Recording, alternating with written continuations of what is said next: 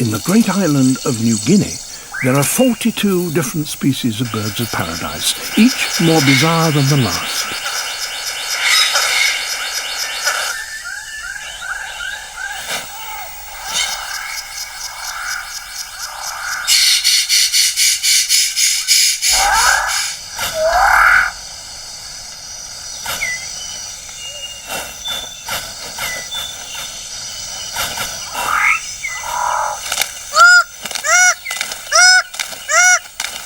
This forest is so rich that nourishing food can be gathered very quickly.